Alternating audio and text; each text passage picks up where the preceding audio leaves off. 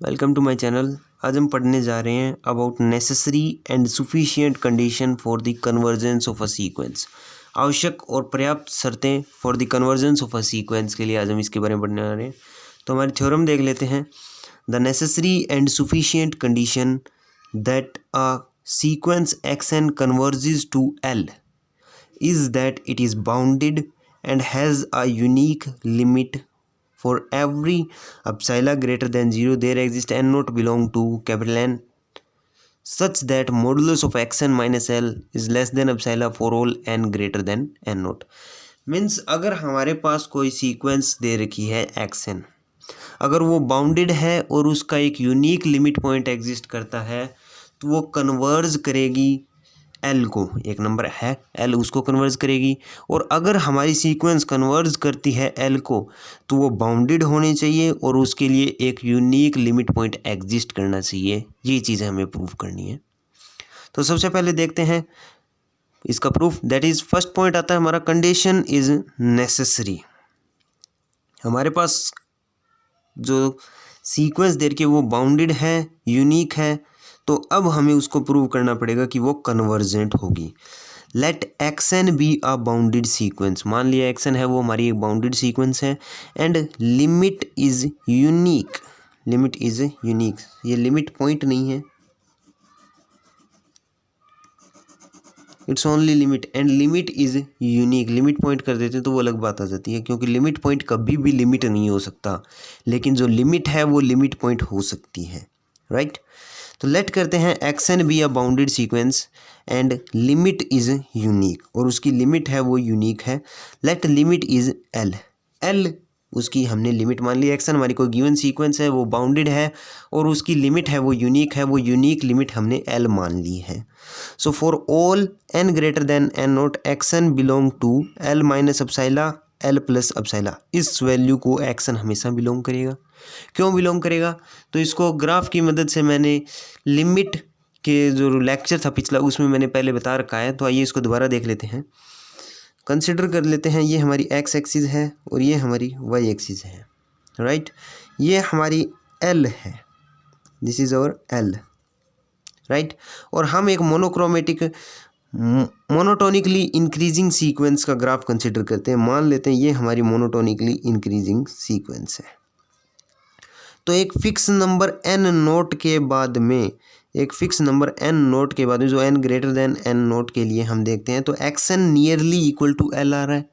तो एल में से थोड़ा सा कम कर रहे हैं, एल में से थोड़ा अपसाइला नियरली इक्वल टू ज़ीरो होता है, लेकिन हम उसको अपसाइला ग्रेटर देन ज़ीरो कंसिडर कर रखा है। अपसाइला नियरली इक्वल टू ज़ीरो होता है। तो एल में से अगर हम थोड़ा कम कर रहे हैं तो भी एक्स एन को रिप्रेजेंट कर रहा है। अगर हम एल में थोड़ा ऐड कर देते हैं, दैट मीन्स यहाँ पर ये एल प्लस अपसाइला को रिप्रेजेंट कर रहा है और ये एल माइनस अपसाइला को रिप्रेजेंट कर रहा है। तो एल में थोड़ा ऐड कर दो या थोड़ा सब्ट्रैक्ट कर दो, जो कि अपसाइला हमने ऐड कर दिया, अपसाइला सब्ट्रैक्ट कर दिया, तो वो nearly equal to x n ही देगा, कोई डिफरेंट वैल्यू नहीं देगा। Nearly equal to x n क्या आएगा? दैट मीन्स जो हमारा एक्स एन है वो बिलोंग करता है L minus epsilon L plus epsilon. किसके लिए? N greater than n note के केस में। ये इंपॉर्टेंट थिंग है, n greater than n note के बाद में ही ये कंडीशन लागू होगी कि जो एक्स एन है वो हमारा एल माइनस अपसाइला और एल प्लस अपसाइला को बिलोंग करता है। दैट मीन्स एक्स एन इन दोनों के बीच में लाई कर रहा है। दैट इज़ एल माइनस अपसाइला से एक्स एन बड़ा होगा और एल प्लस अपसाइला से एक्स एन है वो छोटा होगा। तो यहाँ से देखें तो एल है वो इधर चला जाएगा, तो क्या आएगा? माइनस अपसाइला से बड़ा होगा एक्स एन माइनस एल और ये लेस देन होगा प्लस अपसाइला। अब यहाँ पर अगर हम मॉडुलस ले लेते हैं तो यहाँ से क्या आएगा? Modulus of x n minus l is less than epsilon for all n greater than n nought. अगर ये कंडीशन आ जाती है तो हमारा एक्स एन है वो कन्वर्ज करता है एल को, लिमिट पॉइंट। लिमिट पॉइंट के केस में ये चीज़ मैंने पूरी ब्रीफली उसको ढंग से पूरा अच्छी तरीके से मैंने उसको बता रखा है, आप चाहें तो वहाँ पर जाकर देख सकते हैं। नेक्स्ट देखते हैं कंडीशन इज नेसेसरी, वो हमने प्रूव कर दिया है। अब हम प्रूव करें कंडीशन इज सुफिशिएंट।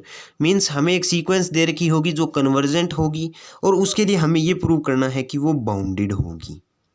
तो सबसे पहला केस कंसिडर करते हैं कि वो सीक्वेंस बाउंडेड होगी, ये हम प्रूव करते हैं। तो लेट कर लेते हैं x n is a convergent sequence.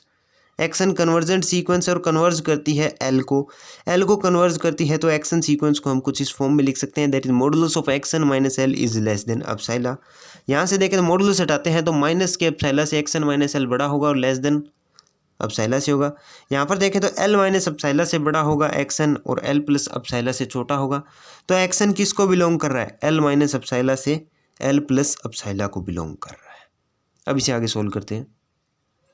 Action अगर हमारा एल माइनस एप्सिलॉन से एल प्लस एप्सिलॉन को बिलोंग करता है तो हमने लेट कर लिया एक्सन सीक्वेंस है वो हमने कुछ इस तरीके से मान लिया कि उसमें टर्म आती हैं x1 x2 x3 L minus epsilon L plus epsilon तक हमारी ये सभी टर्म हैं, उनसे हमने एक्सन को जनरेट किया हुआ मान लेते हैं और लेट करते हैं कि small k is equal to minimum value है। इन सभी में से जो मिनिमम वैल्यू है वो स्मॉल के इक्वल मानी है, that will be equal to minimum of x1 x2 x3 up to L minus epsilon तक। एंड सिमिलरली कैपिटल के वो हमने मैक्सिमम वैल्यू मान ली है of x1 x2 x3 up to L plus epsilon तक। तो यहाँ से अगर हम देखें ये मिनिमम वैल्यू है, ये मैक्सिमम वैल्यू है जिनके बीच में एक्शन लाई कर रहा है, दैट मीन्स स्मॉल के से x n greater than equal to हो सकता है, similarly less than equal to होगा कैपिटल के से for all n belong to capital n को। एक्शन है वो स्मॉल के और कैपिटल के बीच में लाई कर रहा है, मीन्स एक्शन है वो बाउंडेड हो गया। तो एक चीज़ हमने प्रूव कर दी कि अगर हमारी सीक्वेंस कन्वर्जेंट है तो वो बाउंडेड होगी। नेक्स्ट प्रूव करेंगे कि उसके लिए एक यूनिक लिमिट पॉइंट एग्जिस्ट करता है। तो कंसिडर करते हैं let x n has two distinct limit that is L and L dash. एक एल है और एक एल डैश है, दो लिमिट उसके लिए एग्जिस्ट करती हैं। तो लिमिट की डेफिनेशन से हम क्या लिख सकते हैं? Modulus of x n minus L less than epsilon by 2 आएगा। Similarly modulus of x n minus l dash है उसकी वैल्यू भी लेस देन एप्सिलॉन बाय 2 होगी। अब इन दोनों को हमने डिस्टिंक्ट माना है और उनको इक्वल टू प्रूव करना है। तो आइए इसको किस तरीके से करते हैं। एल माइनस में एल डैश का मॉडुलस को हम क्या लिख सकते हैं? Modulus of L minus l dash plus action कर दिया माइनस एक्शन कर दिया, कोई फर्क नहीं पड़ना। इसे हम क्या लिख सकते हैं? इन दोनों टर्म में से -1 कॉमन ले लिया तो एक्शन माइनस एल आ जाएगा। यहाँ पर देखते हैं तो +1 कॉमन ले लिया तो एक्शन माइनस एल डैश आ गया। अब हमारे पास एक प्रॉपर्टी होती है modulus of a minus b को हम क्या लिख सकते हैं? Modulus of a minus b is less than equal to modulus of a plus modulus of minus b. ये प्रॉपर्टी हमारे पास लगाते हैं तो इस तरीके से इसको ओपन किया जा सकता है। मोड के अंदर माइनस है तो उसको प्लस लिखा जा सकता है, that is l minus l dash is less than equal to modulus of x n minus l plus modulus of x n minus l dash. इसकी वैल्यू हमारे पास क्या होती है? एप्सिलॉन बाय 2 और इसकी वैल्यू एप्सिलॉन बाय 2 है, दोनों को ऐड कर देते हैं। ये वैल्यू हमेशा लेस देन इक्वल टू रहेगी, that is l minus l dash is less than epsilon by 2 plus में epsilon by 2। Epsilon by 2 plus epsilon by 2 किसके इक्वल होता है? एप्सिलॉन के इक्वल आ गया। That means L minus l dash है वो epsilon के लेस देन एप्सिलॉन आ गया। एप्सिलॉन नियरली इक्वल टू 0 होता है तो इसके इक्वल 0 पुट करने पर l is equal to l dash आ जाता है। तो यहाँ से हम क्या लिख सकते हैं? Limit point is unique. तो अगर हमारी सीक्वेंस कन्वर्जेंट है तो उसके लिए लिमिट पॉइंट है वो एक यूनिक लिमिट पॉइंट एग्जिस्ट करता है।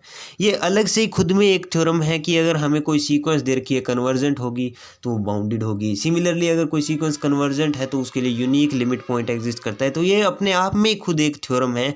इनके ऊपर मैं पिछले लेक्चर्स में वीडियोज़ अपलोड कर चुका हूँ, आप चाहें तो वहाँ पर जाकर इनको देख सकते हैं। Thank you.